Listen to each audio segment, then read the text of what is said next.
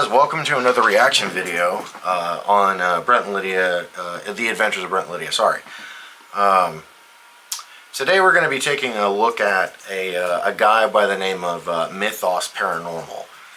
And guys, you know, if you don't know this by now, if I don't have a lot to say as far as you know, anything that they're doing specifically, that's probably a good thing.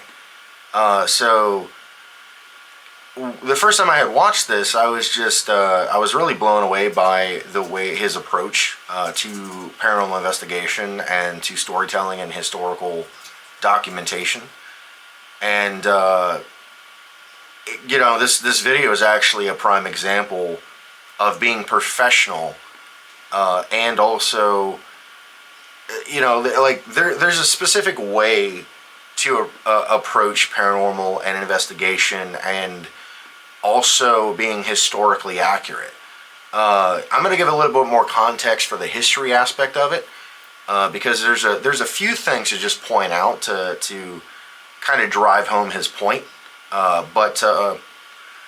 Yeah, I mean, there's not much for me to say as far as his approach, or, you know, where he stands as far as his theology is concerned, because I think he's very, very fair with his assessment as we, you know, watch this video and just kind of see how things progress. So let's go ahead and get into it, guys.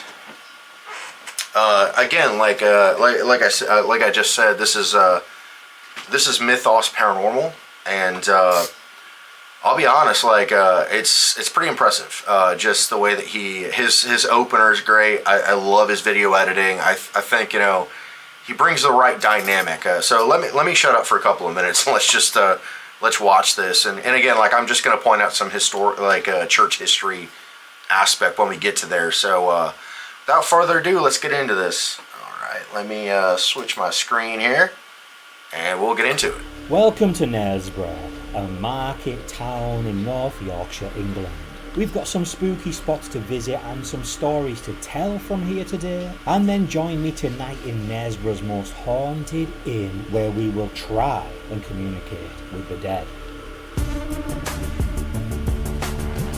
This entrance is absolutely sick, guys. Like, I wish I was this good of an editor.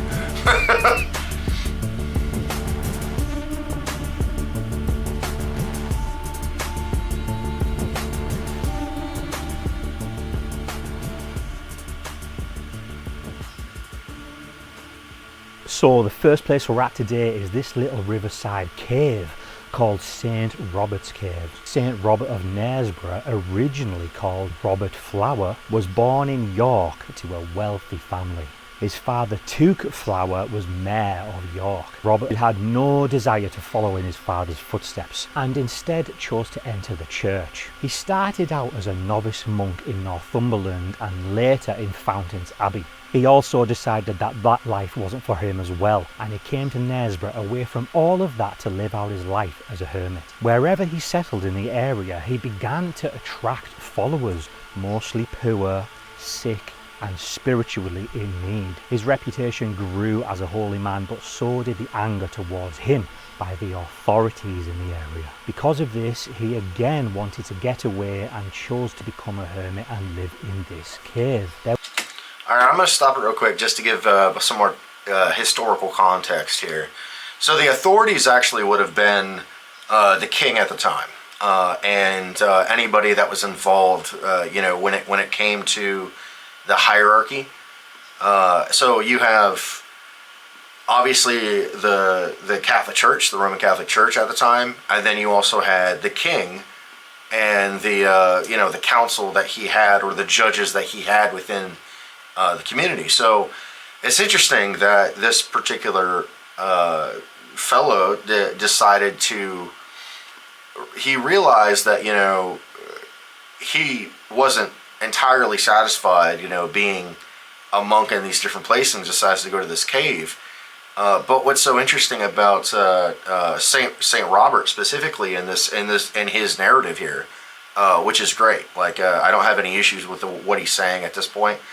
But just to point out, like, so this guy decided to, you know, live the rest of the day in his cave, and he became incoincidentally kind of famous for it. But what you're about to hear next is going to be pretty interesting because, again, like this is all either history or like regular like history within the nation, or it's church history. So again, like I'm just giving you some context related to what he's talking about. So let's continue here. There was another hermit who was already living here, and Robert decided to join him. He wasn't any hermit though, he was a knight hiding from King Richard. The knight eventually died and this cave was left to Robert.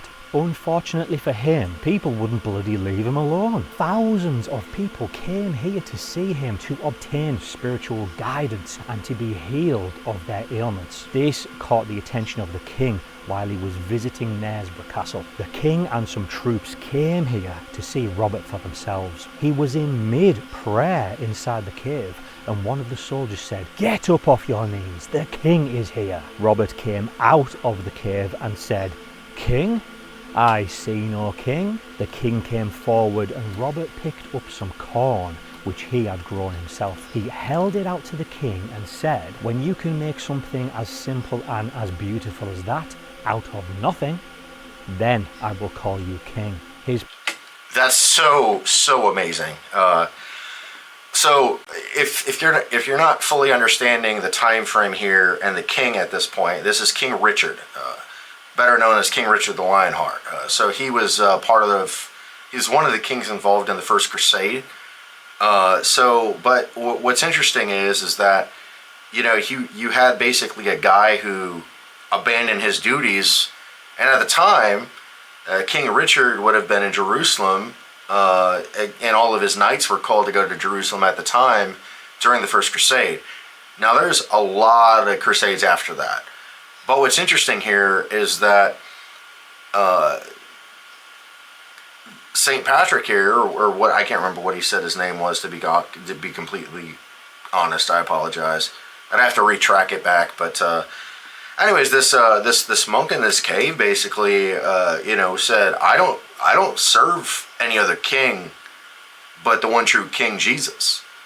And that's pretty incredible given the fact of King Richard's status, because he was considered a man's man. He was considered one of the bravest men in history. So for anyone to come up to him and be as bold as what this particular hermit monk was unheard of at the time.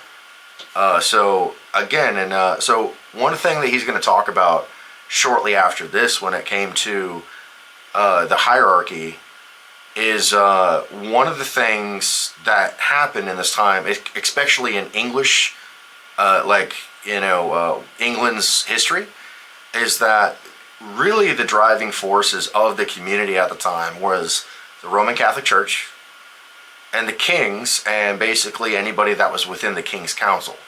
So that would be like sheriffs, or that would be like dukes of specific areas. So for anyone to be as bold as what this particular monk was, that's incredible.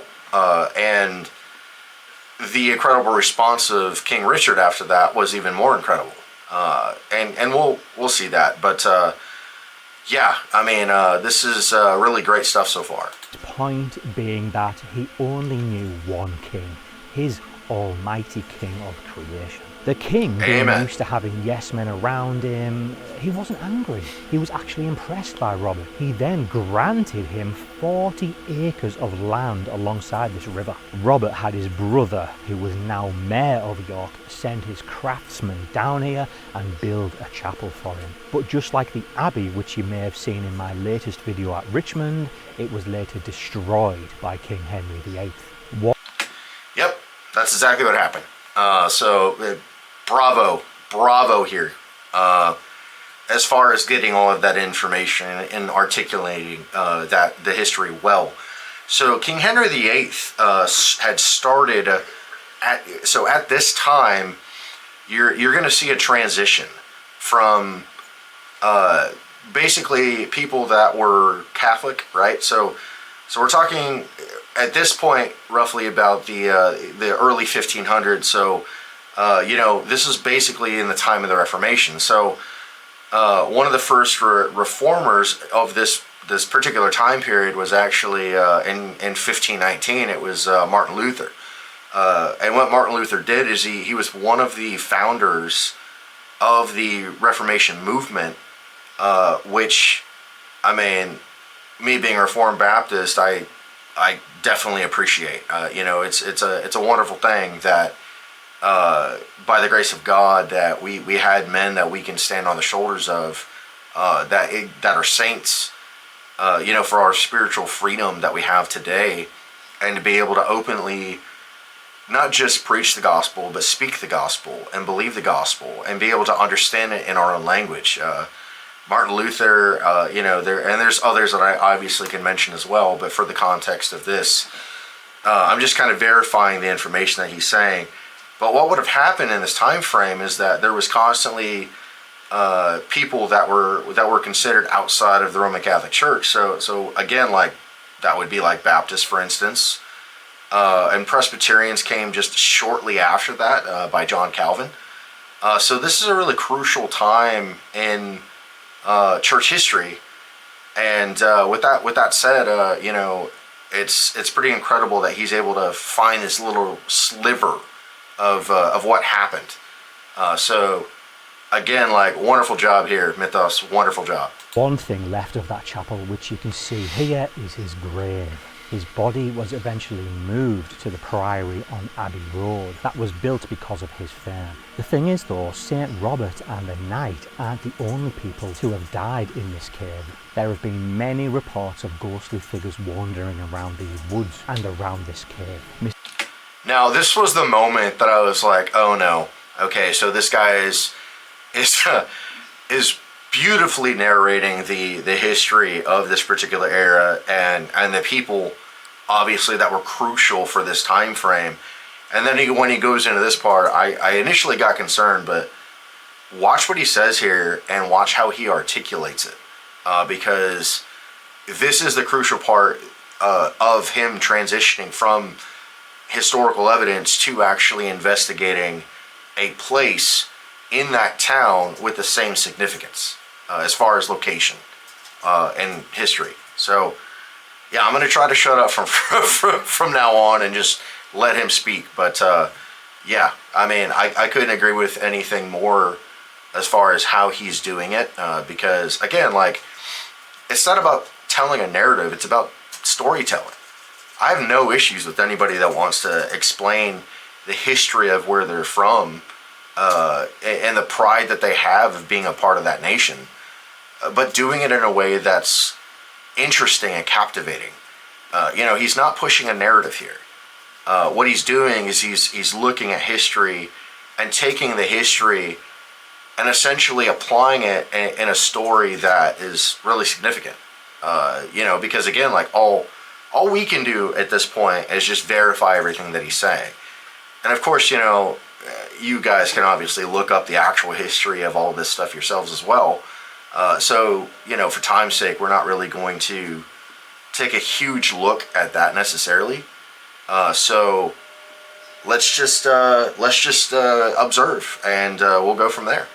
Mysterious dark shadows. But do we finally now know who it could be? Recently, North Yorkshire County Records Office have taken deposit of a file of papers from a coroner's inquest held in 1758, which is connected to one of the most notorious murder cases of the 18th century, the murder of Daniel Clark by Eugene Aram. A local farmer named William Thompson discovered a skeleton nearby at Thistle Hill. Because of the broken bones, Thompson believed the skeleton to be a murder victim. Two local surgeons inspected the skeleton and concluded that the remains had been in the ground for 13 or 14 years, which was around the time Daniel Clark, a local shoemaker, famously vanished. Several of Daniel's neighbours were called to give evidence to the inquest. William Tootin stated that he knew Clark very well and had last seen him at 3 a.m. on the 8th of February 1744. He said, talking to Clark in the street, he had observed by moonlight Eugene Aram and Richard Houseman standing at Clark's cellar door. William recalls that after their conversation had finished, Clark went away towards them and he had never seen them again. There were various other reports by people, all leading back to Eugene Aram, including his ex-wife Anna. She said that her husband had been home with Clark and Richard Houseman on the night of Clark's disappearance. The three men went out at 3 a.m. with her husband returning with Houseman 2 hours later. Anna then overheard her husband discussing with Houseman whether or not to murder her as they were burning some of his clothes. Anna stated that she never saw Clark again, telling the inquest clearly that she believed him to have been murdered by her husband. The inquest found that the remains were indeed those of Daniel Clark who had been murdered. Richard Houseman admitted to being present when Aram murdered Clark, though stated that it took place in St. Robert's Cave and that they buried the body on Thistle Hill. Following Houseman's admission, they then found another skeleton here at the cave, and Eugene was arrested. He was tried for murder and executed in York. His body was gibbeted just outside of Knaresborough and his skull was sent to royal surgeons who have since transferred it to the museum at King's Lynn, which you can still go and see to this day. Only a few feet from where the school he worked at once stood. There's also a fragment of skull believed to be from the victim Daniel Clark, and a small pillbox made of wood from the gallows of which Eugene was hanged. People have theorized that Man, Mythos, you are a great storyteller, man. Like, for me to be drawn into the story as much as what he's doing, it's impressive. It is. I think there's a lot to be learnt, from the way that he's storytelling and from the way that he's put all of the historical information together and giving context. So context is so important when you're looking at stuff from a historical perspective, a theological perspective, and just overall just understanding of any claims that could be made. So just good job, bud. I mean, seriously, good job. The ghostly dark shadows that they could have seen around here could be the spirit of Eugene. After all, his body was hung in the gibbet cage, and if you want to see another story of gibbeting, check out my video at Winter's Gibbet. So, with his body not having a Christian burial, his spirit wasn't able to pass over into heaven. He wasn't able to go up there. I can imagine he wasn't wanting to go down there either. So is he left to wander here, condemned for the rest of time to haunt the area around the cave where he committed the murder?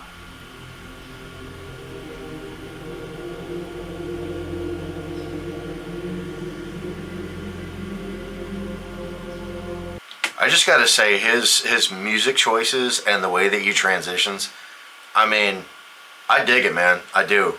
Genuinely, like, I kind of accidentally found his channel, but I'm very glad that I took the time to watch this and just to see how professional he really is. And yeah, like I said earlier, there's a lot to be learnt from a man who does the time to explain the story and to give historical evidence and to put actual documentation with the actual story. I think that's important. So many times you see investigators blowing over the historical documentation and going and blowing over all of these important details to create their own narrative. And one thing that I've noticed, and Mythos doesn't do that here at all, and you're gonna see what I'm talking about. But one thing to point out here is that that's generally what most of them do. As far as like trying to create their own narrative, to try to push something and try to convince you that something is happening. It's not what he's doing here, and he doesn't do that at any point in this particular mini documentary. I'm just going to call it that because that's basically what he's doing here. So yeah, I mean, like that's just important to point out, and to be extremely consistent with that is very hard. I know this from firsthand of trying to get the history out of a certain, something that can be blown out of proportion. But yeah, I mean, I dig it, man. I know I've said that already, but yeah, it's good that he's able to take the time to properly address the historical information. Very impressive. Okay, so the next place here hasn't really had any spooky tales, besides one that may actually be connected to here. This is the Chapel of Our Lady Crag, a chapel carved into the cliff. And this is pre-Reformation, 1408. That's pre-Reformation. This chapel is still used today every Sunday from 2 p.m. to 4 p.m, which I just think is amazing. That's awesome. It was first built back in 1408 by John the Mason after being granted permission by King Henry. I mean, guys, look at what they did to this place, that this cathedral, this church. I mean, like, that's all handcrafted out of a mountainside. That's all been done by hand, and it's still standing hundreds of years later. It's just incredible. John wanted to build this to thank the Virgin Mary for saving his son. The boy had survived rockfall while the pair were quarrying stone, and the medieval mason said the miracle of the intervention was because of the Holy Mother. The very cool thing about here, as you can see, is this carving of a Templar knight. The Knights Templar were Christian warrior monks who defended holy sites, and of course were famous for their part in the crusade. Now, I'm just going to say this. Say what you want about the Knights Templar, okay? I used to be obsessed with them years and years ago. But one thing that I can honestly say about these poor knights is they definitely did the best that they could with preserving life where they could. So yeah, you hear historical documentation of knights guarding and protecting innocent souls as they're trying to go to Jerusalem or coming back to Europe. Like they were like the first security officers. They created one of the first banking systems, and it made them very wealthy. Their downfall obviously is something that's not really talked about, and when it is, it's not looked at from the right lens most of the time. But say what you want about the Templar, like in this particular story that he's saying, yeah, again, it's really good as to what he's talking about here. Crusades. I found a spooky story from around here that said there was sighting of spirits that looked like knights fighting with swords in a nearby forest, all dressed in white. Could this be spirits of Templar knights defending this place from invaders? A battle playing on repeat? This is just my theory, but with that story being so close to here, and this place being known for... I just want to point out something funny right here. So if y'all are wondering like where he's getting these different things at the Templars from, there was a TV show slash I don't know what you want to call it. It was essentially a historical TV show. I don't know how much of it was true. I don't know how much of it was fiction, but that's where all of these different scenes that he's doing here are coming from. Was from that show called Templar. It was a interesting show to say the least. But yeah, that's why I'm talking a little bit, seeing these scenes. It's Templar knight carving. Could it be connected? Also, outside of here, if you look below this new brick to the original brick, there's actually a Templar Knight's cross carved into there as well. So they did that a lot, actually. Here, but I don't know. If I could see ghostly knights mid-battle here, I don't know what I would do. But then again, even if... I can tell you what I would have done. I would have said nope and probably soiled my pants and ran out of there. Because... The Templars back in the day were beasts of soldiers. Like, the stuff that they accomplished was far beyond anything I could ever accomplish. Let's just put it that way. So If I got that on video, people would just think it was CGI, right? yeah, maybe.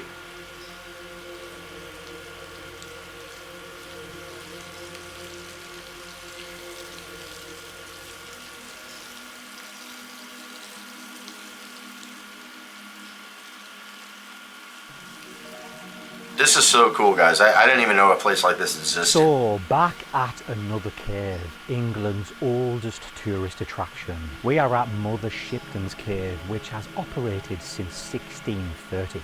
In 1488, a baby That's was born post-Reformation, in this just to cave, known clarify. then as Ursula Sonfield, but in time she became known as Mother Shipton.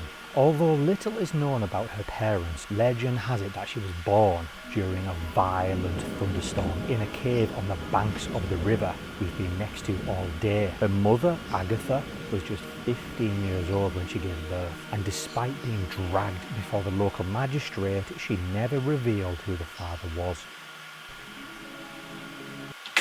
At that old, so history is kind of different than what we perceive. At an age of 15, when we're talking about the whether it's pre-Reformation or post-Reformation, 15 was kind of an age of being considered an adult to a certain degree in many cultures. So, I think it's interesting that the mother of Shipton, this image that you're seeing in the background here. I think it's interesting that there's an emphasis on the age of her mother. It's just it's interesting. Like we would look at that in modern understanding and say, whoa, like they're still a child, and for all intents and purposes, yeah, that's true. But when you look historically, at 15, you were expected to be able to hold your own. You were expected to work, and generally speaking, you did what your family did. So if you're from if your great grandfather, for instance, was a barber, that would mean that your great grandfather, your grandfather, and your father were all barbers. Like that was common, and it's still common in certain areas, obviously, in modernity context. But I think the United States and obviously the UK, I think that's a crazy thing for us to think about, in a certain sense, because of the Western world. But yeah, I mean, in this context, in the 1600s, 1600s, they would have been considered adults to some degree. They weren't looked at as children anymore. I'm just pointing this out for historical context here. But let's keep going. With no family and no friends to support her, Agatha raised Ursula in this cave on her own for 2 years before her family took pity on them. That's so and took crazy. them in. Agatha was taken to a convent far away, and she never seen Ursula again because she passed away only a few years later. Being 15 when she gave birth, with no means to support herself, leaving the baby as an orphan, people believed she had fallen under the influence of the devil. Some legends say that Agatha herself was a witch and summoned the devil to conceive the baby. Ursula grew up around Knaresborough, and it's said that she was a strange child, both in looks and in nature. Her nose was large and crooked, her back was bent and her legs twisted. People say just like a witch. She was taunted and teased, and in time she learned she was best off on her own. She went to live by herself back in the cave where she was born, where she studied the forest, the flowers and herbs, and made remedies and potions with them. When she... Could you guys imagine this? Like, seriously, could you imagine basically be rejected by society, and then spending the rest of your life living basically as a hermit or a recluse in a cave? Like, she was born in this cave, she lived in this cave, and ultimately ended up dying in this cave. And it's just, I don't think in a modern context we can understand that truly. It's pretty incredible, that this woman was, you know, I don't know if thriving is the right word, because clearly, you know, it sounds like she had some medical issues, obviously. But the fact that she was able to hold her own inside of a cave, you know, this far back in history is pretty incredible to me. So, yeah, I'm not even going to address the claims as a witch in this. Because again, like, nobody actually knows for sure. She was never tried as a witch as far as I know. But it's an interesting aspect to the story. And it's a great segue for what he's about to actually go into. So She was 24. She met a young man named Tobias Shipton, a carpenter from York. Unfortunately, Tobias died only a few years later before they had any children, but Ursula kept his name, Shipton. The mother part followed later when she was an old lady. As well as making traditional remedies, Mother Shipton had another gift. It was said that she could predict the future. It started off with small premonitions, but as she practiced, she became more confident and her powers grew. Soon, she was known as Knaresborough's prophetess, a witch. She made her living telling the future and warning those who asked of what was to come. It was said that she predicted the fates of several rulers within and just after her lifetime, as well as the invention of iron ships and the Great Fire of London, and also the defeat of the Spanish Armada. One other thing that gave her the reputation of being a witch is the magic well which she lived next to. The strange thing about this well and the water here is that it turns things to stone. But no, this isn't some kind of made-up story or fairy tale. It's known as the Petrifying Well. A unique high mineral content in the water turns ice. how crazy is that? I mean, look at these things. They're literally were turned to stone. That's mind-boggling. You know, all I see is God's grace and mercy here. You know, revealing Himself through, you know, the petrification of these objects in this well. I mean, it's just incredible. You know, I wouldn't believe that a place like this existed if I didn't see it with my own two eyes. You know, through vicariously living through mythos in this moment. So yeah, it's just incredible to me. Items to stone. A small teddy bear takes around 3 to 5 months, and you can even pick one of those up yourself from the gift shop. I've actually brought something with me, which I'm going to hook up there and see what happens in a few months if it's still there.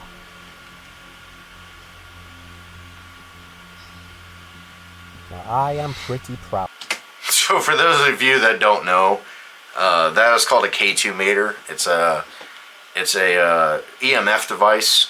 We've actually done a review on it on this channel, actually, and pretty much have determined that it's, for all intents and purposes, for story purposes of you know, creating a narrative and a storyline, really, because yeah, I can literally hold it up in our living room because we constantly have a fan circulating.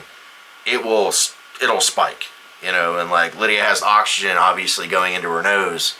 If she, like, you know, holds it out here, it picks up on that. So I wouldn't say that it's a great paranormal tool per se, but for what he's doing, awesome.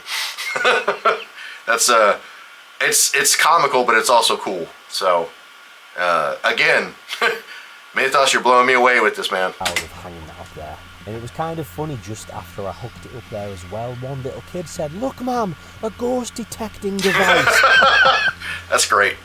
As well as That's picking great. up teddy bears in the museum, you can also see other petrified items donated by celebrities. It's very fun to look around and see who's been here and what they've left. The museum also contains this creepy figure of Mother Shipton at the age of 73 when she died in 1561. As you can see, the memory of her unusual life and powers are still talked about and celebrated to this day.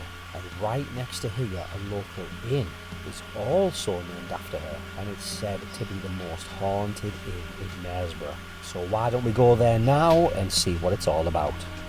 Beautiful segue, my friend. Beautiful segue.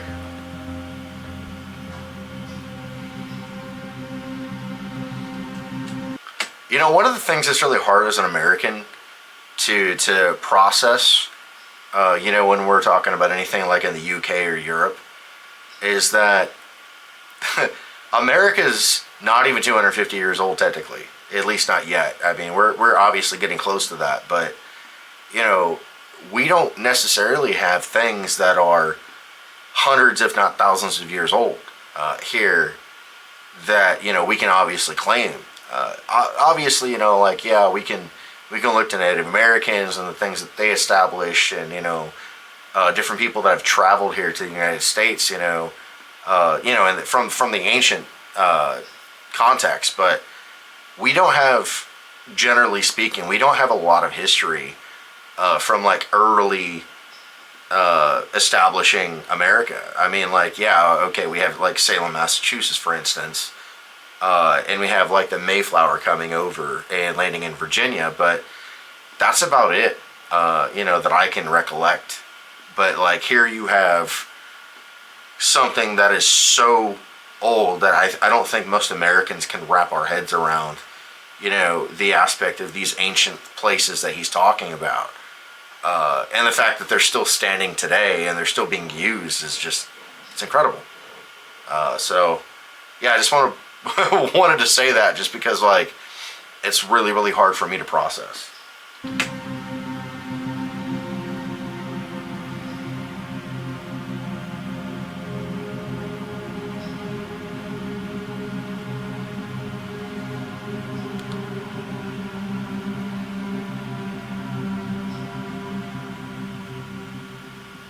And here it is, Mother Shipton's Inn. It served as a coaching inn, ale house and a gathering place for locals and travellers since the 16th century. I have to say, if you are ever around here, you have to come here. It's ran by some amazing people, Tony and Becky. They do amazing food. Wow, that food looks amazing. It's a good spot for a chill and a drink.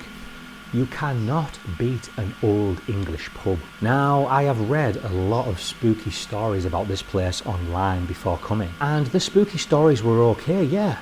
But when I got here today, people found out why I was here, why I had a camera. They started telling me stories. Now, people have said here objects move on their own, glasses might fall, doors might open and shut, but the most common thing that people have said all day, not even talking to each other, is they see shadow figures here, black. Now, this is what I love about what he's doing here. He's not creating a narrative, right? So the difference between telling a story and a narrative is he's not being objective here. Meaning he's not trying to specifically try to put himself in the story. So when we're talking about scripture from a theological standpoint, we're talking about exegeting scripture, meaning we don't put ourselves in. That would be called eisegesis, by putting ourselves into the scripture and making it apply directly to us. That's not what he's doing here. He's being exegetical from a theological perspective about the stories here. And that's super, super important to pay attention to, because again, he's just telling a story. He's telling what people have experienced historically, and the way that his approach is he's just telling a story. And guys, I'll be honest, that's all you really have to do, in doing any type of investigation work. Just explain the story from the narrative that it was written in. Which in this case, it's from other people that had experiences within this place, and it's extremely historical. So I would not be surprised if many more people, that he wasn't able to talk to would have similar stories. But again, he's not putting himself into the story. He's just explaining it as he heard it. That's super important. So important. So again, thumbs up for you, bud. I mean, incredible job. I mean, I can't really speak as highly enough about what he's doing here, because it's so important. It really is. Shadows of people walking around or sitting in the chairs. It's just been absolutely crazy to hear some of these stories. Today has made me feel like this place is the place to be. It's a beautiful, beautiful building. I mean, I'm not gonna lie, that's kind of creepy. I'd be weirded out if I saw that. Reports of shadow figures by different people throughout the day as I've been here, sighted here on these stairs. So I've got a CCTV camera pointing there. Hopefully we can catch something in this room, because this seems like a very active area. I've also set up a CCTV camera on the doorway, which Tony and the barmaid said they both seen. It's interesting that he uses a CCTV camera. I've never seen any, in the 20 years that I've been around this world, and I kind of left the community years ago, but nevertheless, I've been around paranormal activity and the occults and New Age for 20 plus years of my life, and I don't ever recollect anybody using a CCTV camera, but that's pretty brilliant, actually, because look at the vision that you get here. I mean, it's so crisp and clear, as far as being able to catch anything. So yeah, it's not an atypical approach, but I like it. It's definitely showing the clarity here of, if we're going to see something, we're going to actually see it. So brilliant. I would have never thought of ever doing CCTV, to be completely honest. Shadow figures walk by. These two spots seem like very hot spots, but apparently the most freakiest place of all, with the most activity, is the cellar. So I'm going to leave that for last. And I'm quite nervous to go down there, I won't lie. Okay, so let's check this place out. So guys, I think if we head over into here, here's the entrance. Down there, the toilets are just around here, and apparently there's some funky things that go down in there as well. We've got the bar.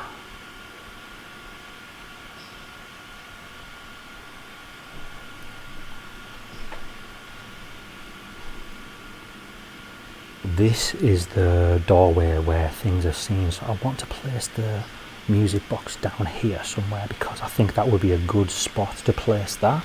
So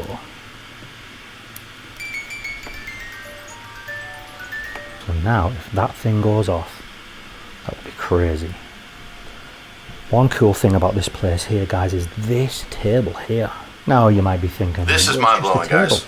But it's not. Check this out. How cool is this? This table from Scotton Hall belonged to Guy Fawkes, where he resided there in the year 1592. That's so crazy. Absolute historical figure and historical thing to have in your pub. That is just freaking so cool. Do you think Guy Fawkes ever pays a visit and sits at his table and has some food and drinks? Look at this creepy thing. Damn. Oh man, Mother Shipton's a freak. Like I said earlier. The only thing that's coming to mind right now is ZZ Top right here. She's got legs. Oh, that's great. You kind of got to feel sorry for Mother Shipton, haven't you? She was basically just a normal lady, of course. That was like all witches. It was, more or less, it could have been your grandmother. Got accused of all of these things, and she got accused of it because of just the way she looked, really. So you've got to just feel bad for her, haven't you? Got bullied and picked on and went back to live in the cave. Now we're going to go to the toilets, because people see things in here. I'm not trying to be like smart here, but I bet they see things in the toilet. I don't mean to joke here. It's just I couldn't resist. But he's absolutely professional when he does this. So I can't really. I'm sorry, guys. I should have made that joke, but I couldn't help it. And apparently, it's not really the gentleman's. We'll have a quick look. Looks like your atypical bathroom, guys. But it's actually meant to be the ladies, where people see things.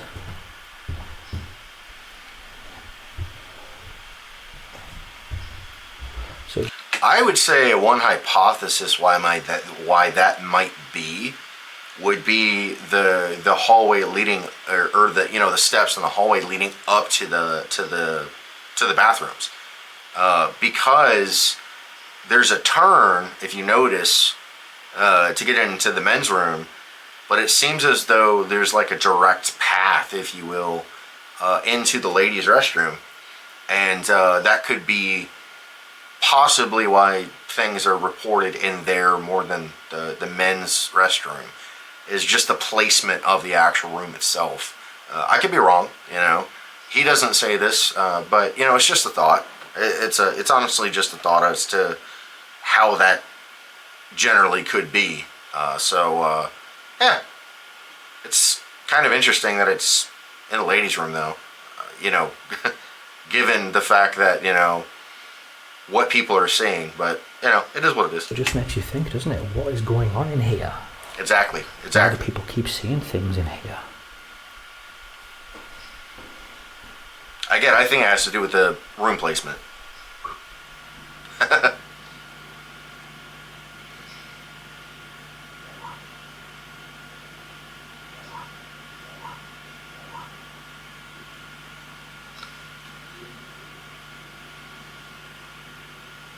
Now, with these stairs...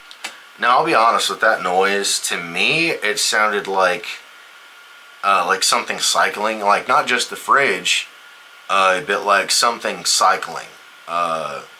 Could be the air conditioner. I mean, I'm not really sure, but it didn't sound like a suspicious noise to me. It just sounded like something cycling to me. But, if you guys have different thoughts as to what that might have been, put them in the comments below. I'm curious to see, if anybody agrees with me or even disagrees with me and, say that it might be paranormal. He doesn't seem too concerned about it, to be honest. And I think even later he actually says that it's like something electric that is cycling. I could be wrong, but we'll see. This being a hot spot, like I said earlier, do you think we should maybe place some devices around here as well? Maybe just place this REM pod at the top of the stairs? No, I also want to say this too, because like I feel like some people think that I would never use devices, and that's not the case. I would use devices. The problem is that it can't have any interference with anything else. That's where it becomes an issue, is when because some of these devices you can actually set up the distance, and what I mean is that obviously there's an antenna here that we can see, but the issue is that it picks up on any electromagnetic field. So if you think about it this way, right? Me moving my hand like this creates a electromagnetic field. So what you have to do is you have to keep it isolated. And again, I think he does a good job of that, to the best of his abilities, to keep them isolated. Because notice there's nothing blatantly around this device that could potentially set it off. Which, again, like, you can't necessarily see it as evidence per se, but nevertheless, I mean, like, I don't disagree with using tools. My thing is keep them isolated like what he's doing here, to the best of your abilities anyway. So, want to clear that up for, the people that are like, oh, Brent, you just don't like, these devices. No, it's not that I don't like the devices. I want them to be as foolproof as possible. And I think if you're smart about it, the way that he's being, you can do that and not have like a false positive, because that's kind of what I'm talking about here, is having a false positive. So because if someone's going to come past here, that might be a good spot to put that, because and he's not wrong. Would set it off, right? Now the thing is about this place, with kind of the many stories that I've heard, I don't really feel like I've got someone who I could call out for, hey, this spirit, are you around? Because it just seems like people have seen a lot of shadow figures. Now, is it that John, the former owner? It also said online that an old landlord unfortunately took his own life here, and people have said that it's him still here who could be behind the footsteps. the doors opening and closing and the objects moving on their own. Now, I did ask Tony, the owner, about that, and he said he's heard so many stories.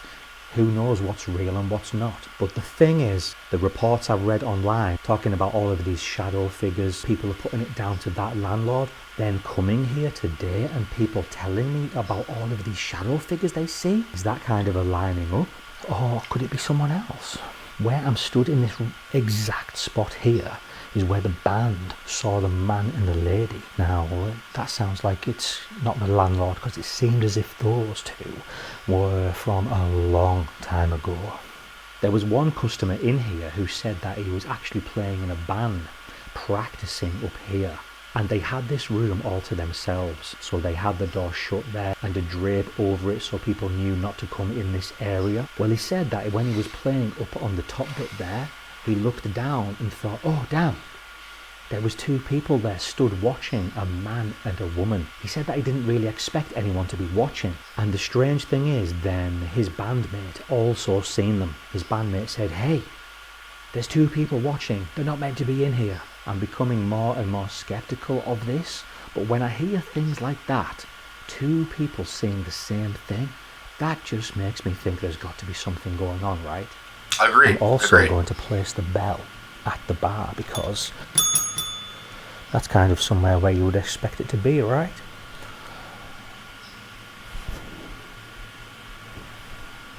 I've just seen Mother Shipton in that, look. That would have freaked me out. Peeking ahead I'm not gonna lie. through the mirror. But it's the I might have model jumped myself of if I Mother saw that. Shipton. So one thing I wanted to try, guys, because in my other episode, when I heard a knock, now it was just a knock, but it was very strange.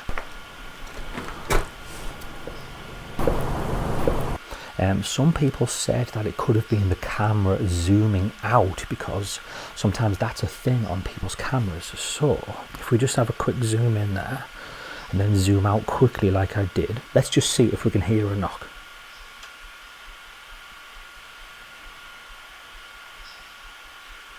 Now, I think if you listen closely, it wasn't necessarily a,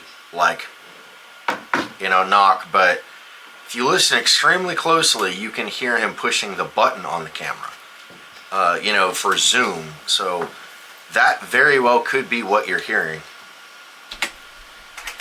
Now I don't hear anything. I wonder if you can hear anything on camera, because I couldn't hear any knock there. And the strange thing when I was at the other place is I heard the knock physically around me. It didn't sound like it was coming from the camera, which was very weird, and it sounded like it was on wood. There was no wood there, it was only stone. So if anybody is listening, I think I might have had some communication with someone at another place by a knock. Can anyone in this place do a knock for me so I know that you are here?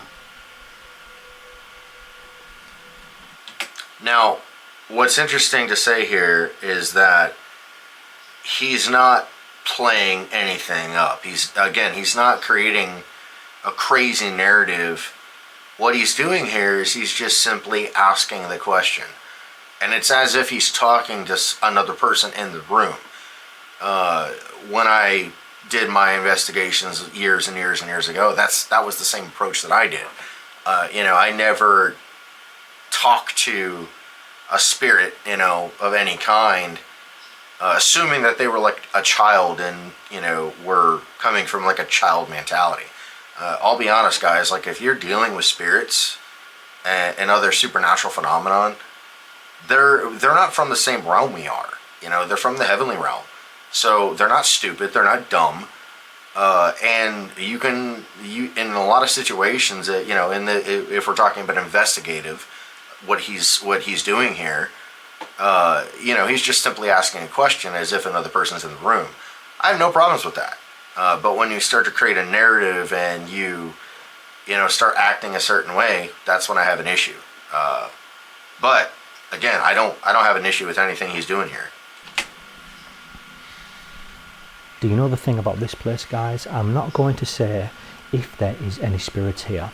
I'm going to just act as if I believe there's spirits here. Now obviously I'm not just going to go That's totally along fair. with any random thing and claim it's paranormal, but I feel it might be kind of a little bit insulting to them to say, if you're here. Because if I was a spirit, I'd be like, I'm here, motherfucker. So I'm going to just ask out. And I just want to just first introduce myself. If you are around in this room at the minute, you might be in the other room, but I'm coming in there soon. My name is Mythos, if you can hear me. And I'm just coming here to try and communicate with you. Try and talk to you, because I'm not sure if many people do, and I am just trying to find out if the afterlife is real. Now, like I was saying, I think I might have had a knock from the other side at another place. Do you think you could provide a knock for me now, just to let me know you are here and around and are listening?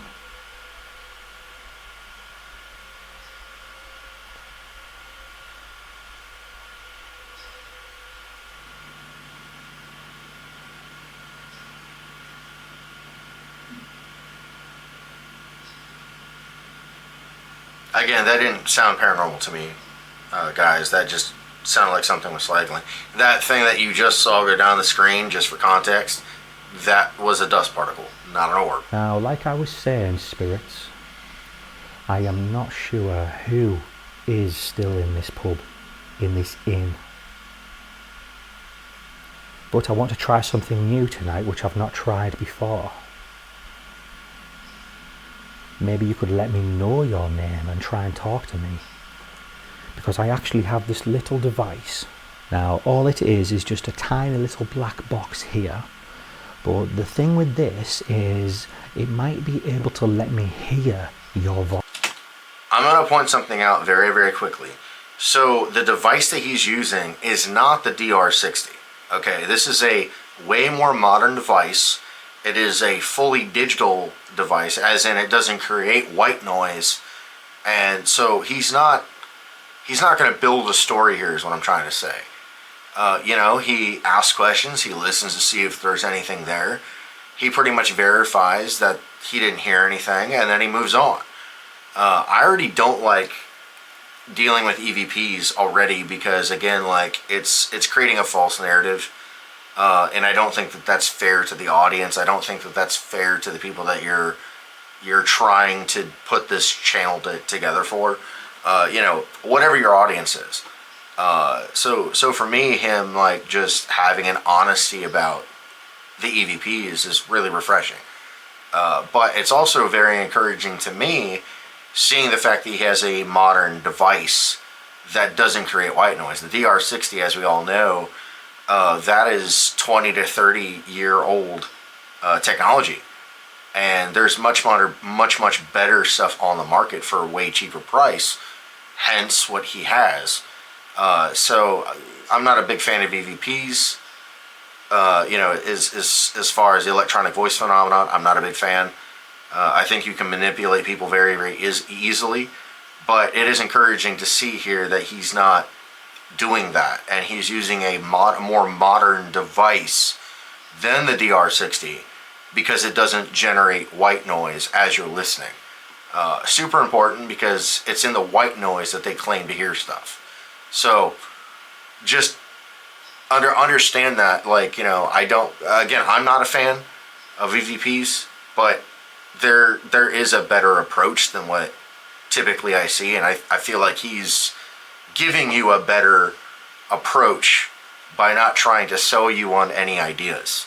He's literally just asking questions. He spends a few minutes asking questions. He does it for a little bit. He doesn't hear anything, and then he moves on. That's honestly the same way that I would do that. So, again, very job well done here. Voice. So when I put this down on this table, you're going to see a little red light pop on. It's just going to let me hear your voice. Hopefully. Okay, so spirits of the Mother Shipton's Inn. I'm just going to place this down now and press record, and that's just going to let me hear your voice if you would like to talk. Actually, I'm going to put it on this table so I'm not affecting the table. Well done. Well done. So, Mother Shipton's in spirits. I don't know your names, unfortunately. But it seems That's a good like thing. many people have seen you. Now, that seems very uncommon for people to see spirits, but here it sounds like it's a very common thing. Can you just let me know if you are around now, please?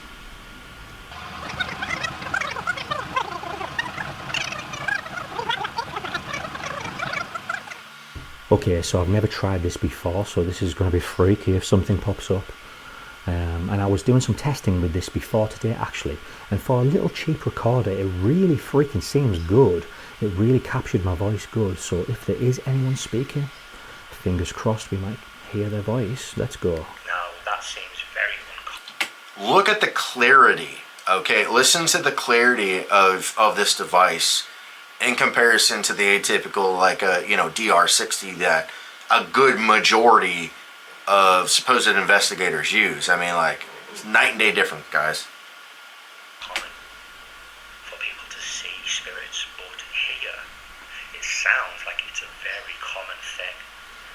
Can you just let me know if you are around now, please?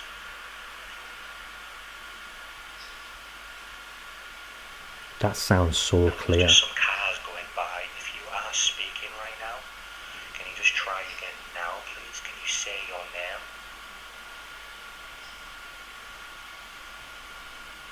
Nothing that time. Now, can I just ask, please, why are you here? What's happened? What are you doing here still?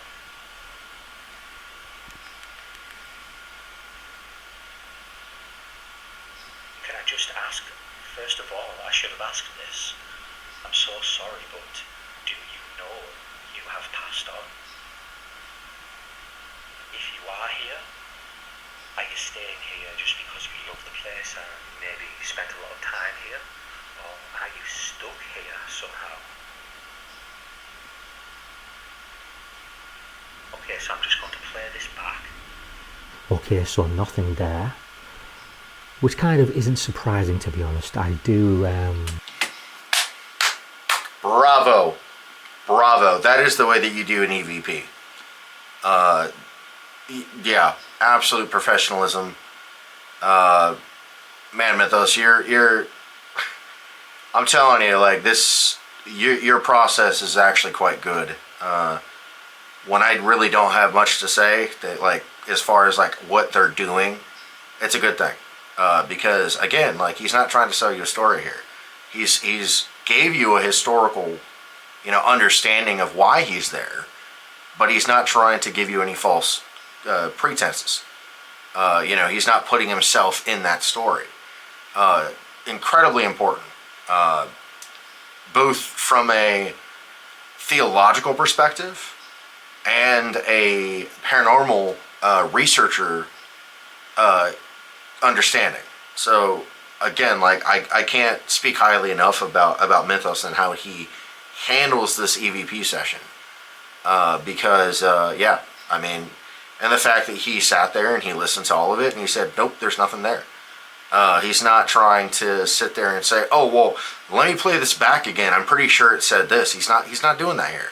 He doesn't need, and no one needs to try to convince you as a listener or as a person who is subscribed to a channel. He doesn't have to do that, and I don't believe he's going to do that. Just based off the way he handled this investigation. So again, wonderful job, my friend. Wonderful job.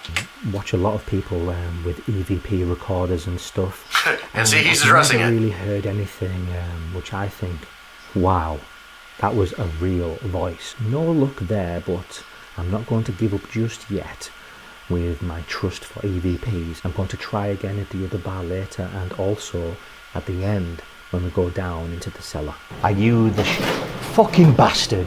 Now, one other thing I thought you guys would love. I absolutely hate these things, okay? These are cat balls. Cat balls are meant for cats to play with, and most of the time, most cats don't even play with them. They try to use it as an EMF sensor. I like what he does here, and he explains that he's never used these before, which is fine. Again, I don't have a problem with devices. It's the context of how you use them is what I have an issue with. And, he admits it's just an experiment. But again, I personally don't like them. I don't think it's evidence in any way, shape, or form, but that's also just my opinion here. But you'll go on to see he does a really good job of giving it a chance, because I can't say that I would. These little cheeky cat balls. Now I'm actually doing an experiment video with these. There you so I go. thought this might be a perfect place to bring them. So I just want to put them down somewhere that they're not going to roll. Seems like a sturdy spot. Why don't we put another one on there? And why don't we put one on the Guy Fawkes table? I'll just borrow that, thank you. Okay.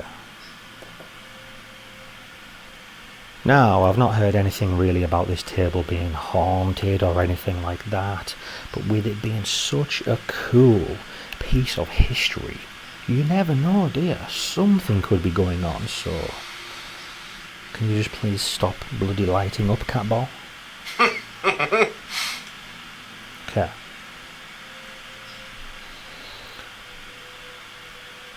Now, if that's flashing, I'm not taking that as a ghost at all, of course, because I don't really trust these things. Like I say, I'm just testing them out at the minute, and there we go, it's stopped.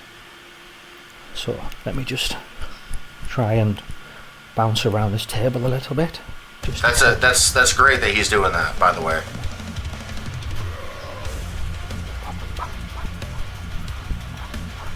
It's not setting off, is it?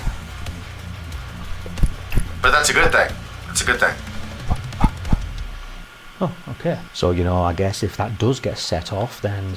And he doesn't seem like he's a small guy here, so that's a good thing that it's not going off. So kind of maybe more to it, because I can't seem to set it off myself by moving around it.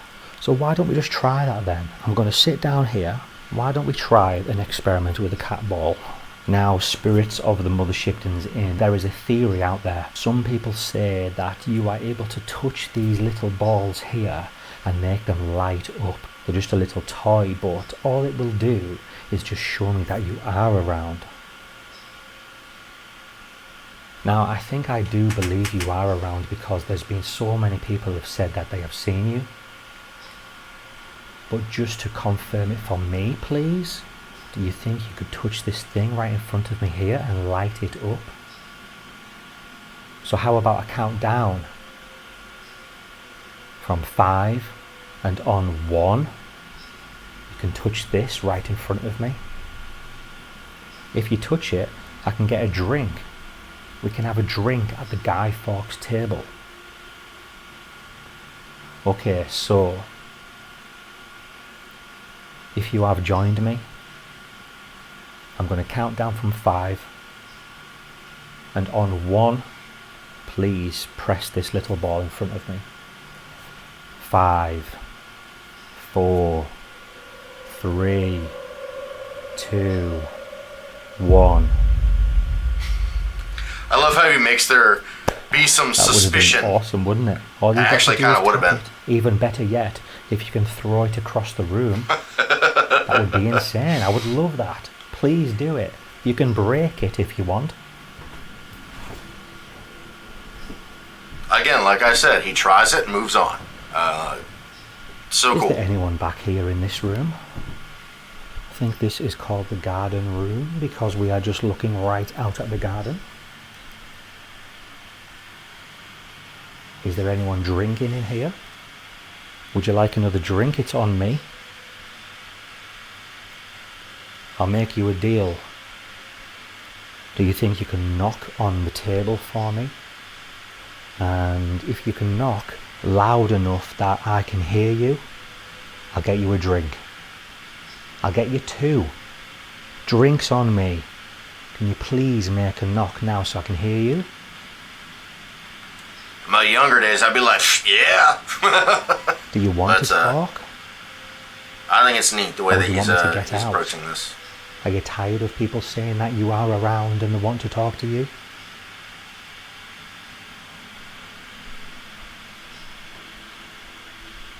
And you've just got to be careful, haven't you? Because with my light on, I'm shining it around. I've just seen a shadow down the stairs here. It made it look like there was a shadow here, but I think it was just the shadow of the chair on there. That is one of the problems of doing investigations in complete darkness, because shadows can manifest in various different ways, and I think it's fair that he's debunking them as he goes. Again, that's pretty amazing that you have a paranormal investigator here that's literally, not only is he saying, hey, I just discovered that there was a shadow, but giving you an understanding and basically saying, yeah, it was nothing. Because again, like, shadows are easy to create, especially with lights and cameras. And I don't think that the camera, generally speaking, is going to transfer well. I don't know if that makes sense or not, to being evidence, because again, like the way that cameras work and the way that lighting works, and even the way that sound works, if you're using microphones and so on, that it's really going to be a fair assessment that a shadow is actually, in fact, a manifestation, which most of the time it's not, just because the way that we perceive things and the way that shadows play a huge thing. Like, if you watched a horror film, for example, that didn't have the shadow effect in it, honestly, it wouldn't be as creepy, because that's the way that they're trying to capture that moment. But he's being extremely fair here. He definitely gave the cat balls way more of a chance than what I would have ever done. But it's also very good that he's actually, calling the shots, if you will. Like, when he's like, oh yeah, that was just this. He's not saying that it was paranormal whatsoever. So I appreciate that. I do. On the beams. Yeah, it was just you can just see behind it. But just when you're looking around, then you just see it out the corner of your eye. Might just give you a little bit of a spook.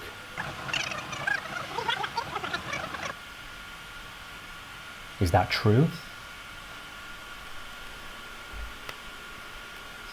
Again, that just sounded like something cycling to me.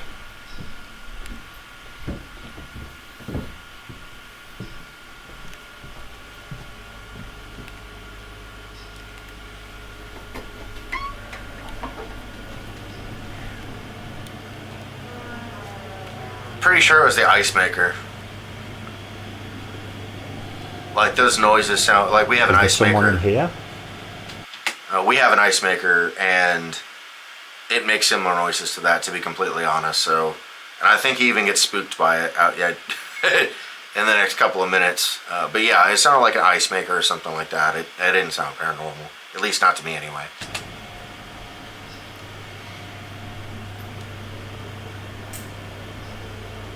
And he's gonna hear it like right in this area.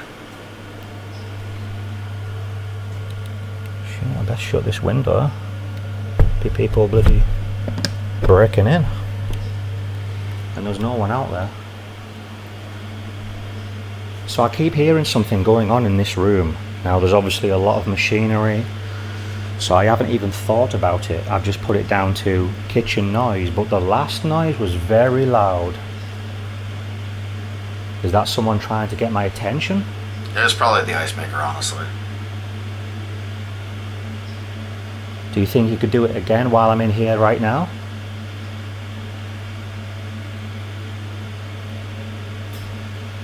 You fucking bastard. It's this. Yep. It's got to be right. And that's Whatever this is. I believe it's an ice maker. That's what it looks like anyway. Washing Or a machine freezer. or something? Don't know what it is. I think that's I think that was the noise of what I've been hearing. I didn't think it was going to be anything crazy, because like I say, there's a lot of stuff in here, isn't there?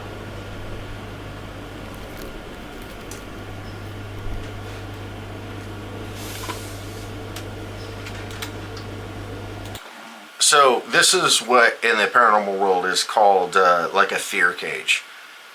So it's kind of like when you have a lot of things that have, you know, electricity going to them, and they create noises and stuff like that.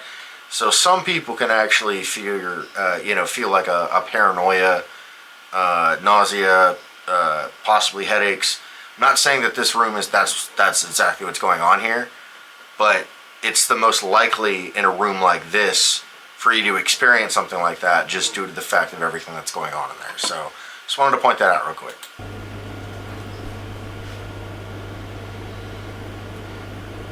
Are you around here, Spirit? That was a big fly there. Are you in the kitchen?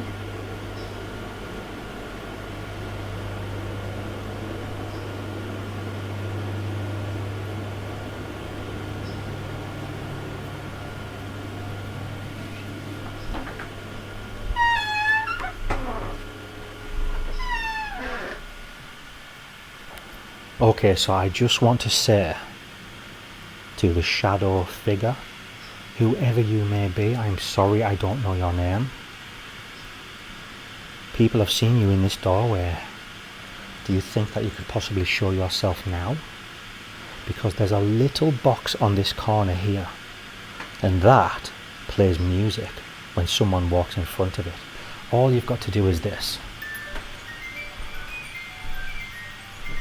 Again, I don't necessarily that. Oh, you have I don't necessarily like those devices, but I mean, I'm also not horribly against it either in the context that he's using it. So. to do is just walk in front of it. If you walk through that door, that will pick you up and play music.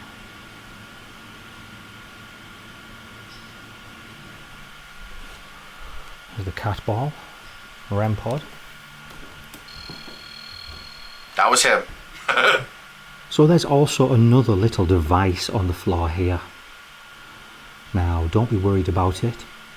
It's just, again, technology from our time, and people say they use it to try and communicate with people in the afterlife like you. Now, as I said earlier, I am not sure if you actually know that that is the case. A lot of people say they see you here in this top area and walking up the stairs.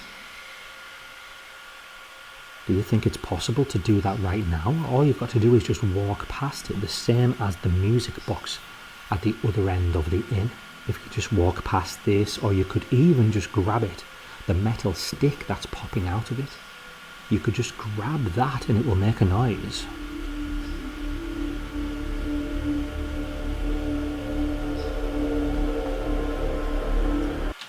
I literally cannot stand the whole spirit box thing. The noise actually causes me spasms, to be completely honest, the white noise. I do not like that device at all. It can't really be used as tangible evidence. So I appreciate the fact that he just skipped over it and basically said nothing happened.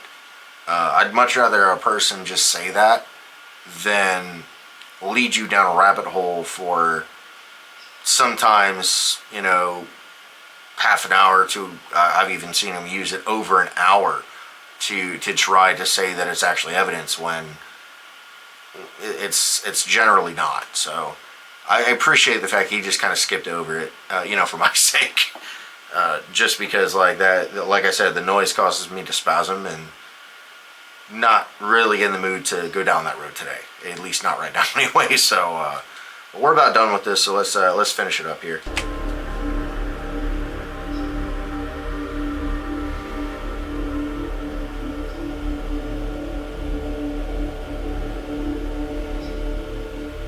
Now there is one thing I want to try, and it's this Polaroid, because like people say, this is a kind of a hot spot for shadow figures around these stairs. Okay, so I'm just going to take a photo of this upper area where you have been seen a lot. Maybe it's multiple of you, but either way, people have seen you around this area. I am just hoping that once I take a photo here, that I could see you as well. Now don't worry about this, it's just something that shows me that you are around. It's not going to cause you any harm anyway, it's not going to capture your soul.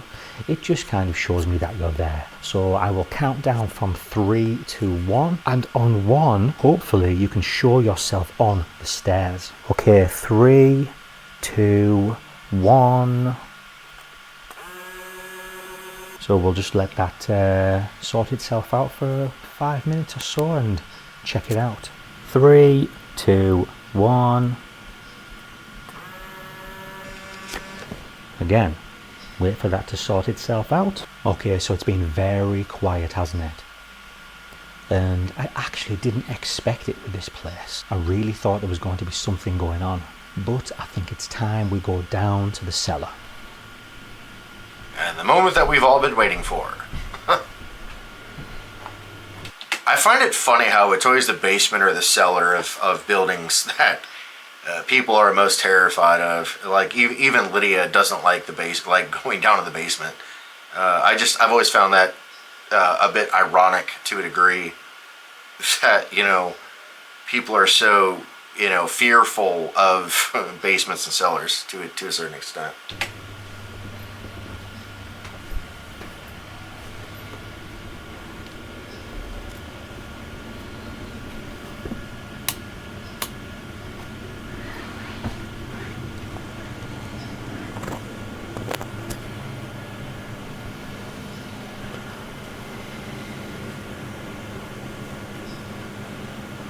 Again, this would be considered a fear cage as well, just because of all the pipes and the wiring and all that type of stuff. So, not necessarily paranormal, but it can cause that type of feeling.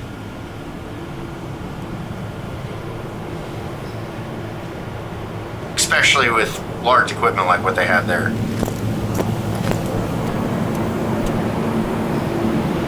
That's the refrigeration of that they have to use. So that's actually pretty loud.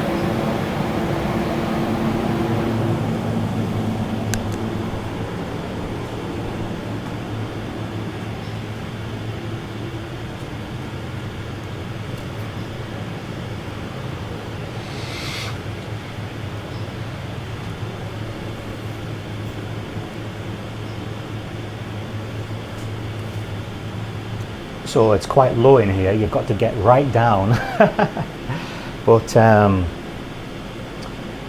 there's meant to be a lot of activity down here, and with the age of this building, what's happened down here over the years, you could imagine many things. Now, I seen a story online where there was apparently human remains dug up from here, and people kind of obviously related it to some crime that happened. But I tried to find out some more information on that, and I couldn't find much. Alright guys, so I am now in the pitch black, and all I've really got is my screen, so this is pretty weird. So I'm going to try and get the voice recorder out, because I wanted to try that down here. Now, it's very, very loud down here, that's the only thing. So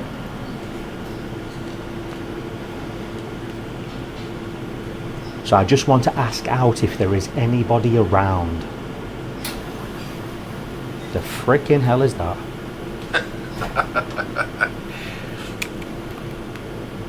It's the ice maker, probably.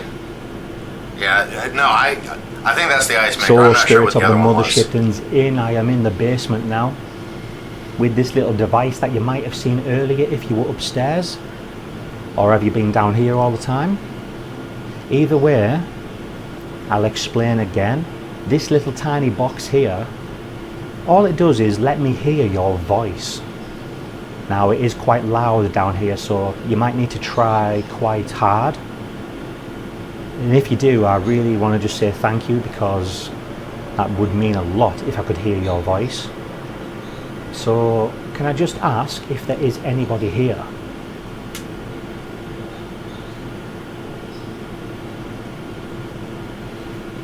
I need to stand up a bit.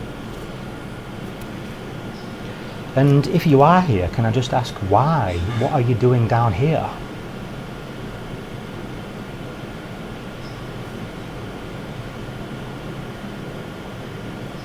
Do you live down here?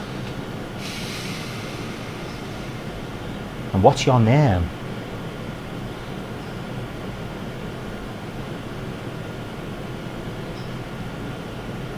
Are you the fucking bastard? Motherfucker. Are you the dark shadow that people see upstairs?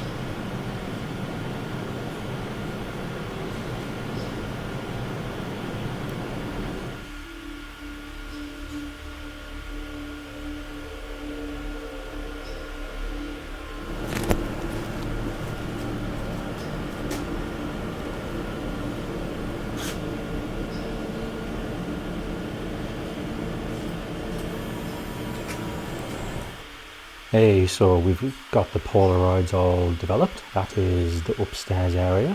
We've got the other Shadow Man door. And we've got the basement. And that is the barrel roll where they get rolled down into the cellar.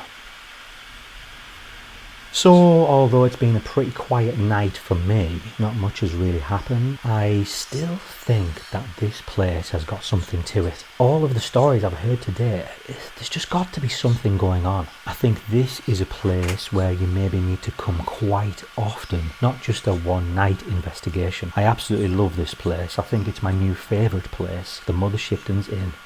Such a cool old inn. So if they would have me back, I would love to come back another time and do another investigation, possibly with someone else. So guys, thank you so much for watching. I hope you've enjoyed this video at the Mother Shipton's Inn. If you're around Knaresborough, make sure you come here and check them out. Make sure you subscribe to my channel because it's absolutely free, and I will see you in the next one. Alright guys, well there you have it. I think it's very, very interesting how he did his investigation. Yeah, that's probably one of the best examples of a investigation that doesn't lead people on, you know, that just is very direct when it comes to explaining the story, doing his, you know, his different things that he wants to do as far as an investigation concerned, and you know, does it in a manner that I'll be honest, you know, it's refreshing to see someone have that type of a way of approaching it. So good job, Mythos. Very, very good job. I know you don't know me, obviously, but I can't honestly thank you enough for the way that you do your videos, because again, like, this is a great example. If there's anyone out there that wants to know a good way of approaching it, so explain the story. You know, as far as the history concerned, explain the history. Don't put yourself into it. Don't make assumptions. Don't use your presuppositions. Just say the story. I do the investigation.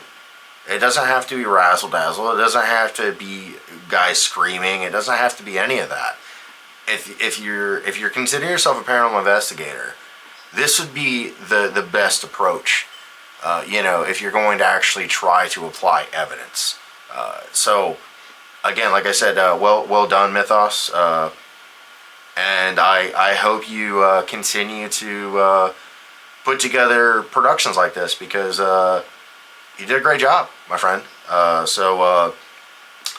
Guys, if you'd like to see these, see more of these videos, we try to do one every Thursday, and obviously our vlog for the week comes out Saturdays. If you'd like to continue to support us on this, you know, journey of our health, and you know, a little insight into paranormal investigation, a little insight into the occults and the New Age. There's a couple of different things that you can do. One, you can like, share, and subscribe on this channel, which helps us out immensely. As Mythos just said, it's completely free. You don't really have to do anything. All we just ask is that you support us and you like the content that we put out. So definitely like, share, and subscribe. But the other thing that you can do is support our podcast called the Out of Darkness Podcast, where we explore on a way deeper level of different aspects of the occults and paranormal. We have a couple of series going on now. One on the books for the future. I think we've kind of already addressed that a couple of different ways. Until next time, guys, I'll see you later. And God bless.